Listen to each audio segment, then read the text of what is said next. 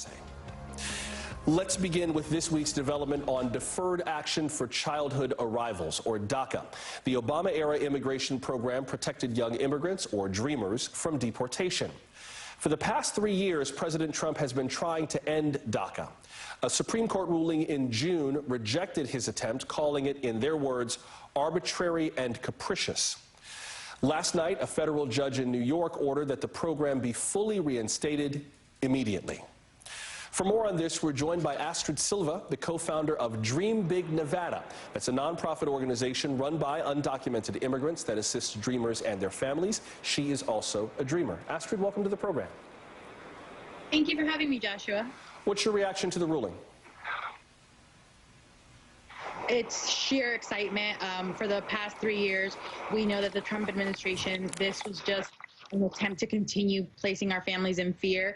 And time again, we've won court cases. We've proven that DACA was not only the correct thing to do, but that it was actually helping our community. And so now, for me, someone who did benefit from DACA, I'm happy that a lot of the dreamers that were younger and that their dreams were completely shattered by the Trump administration are going to be able to apply now. Speaking of applying, the ruling ordered the Department of Homeland Security to post a notice on Monday basically saying that it was accepting first-time applications. For people who do want to apply or keep working their way through this process, what is the next step for dreamers? Well, we always invite them to come to our website, dreambignv.org, where we have all of the requirements. But something that we are really recommending is that people go to a legal service provider in their community, because the time is now for them to apply. I think after so many years of the Trump administration, again, shaming us, putting us in fear, a lot of these young people are a little bit hesitant. But I can just say that this is now when they need to go out there and get that legal service that they need. Talk about some of the young people that you have been working with. What have they been dealing with these last few years, particularly in the last few months as these legal challenges to the Trump administration's policies have been going forward?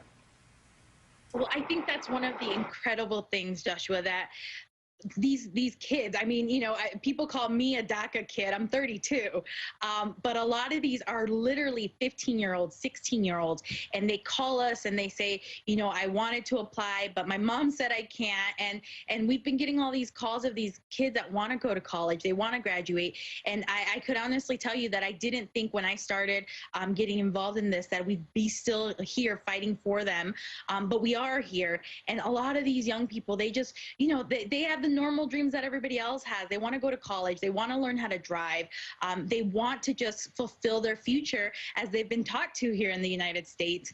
And some of these kids, you know, right now, they may be the only ones that could apply for a work permit as their family members are being laid off because of COVID. And so it's truly something that, you know, it's an upward mobility economically for a lot of these families.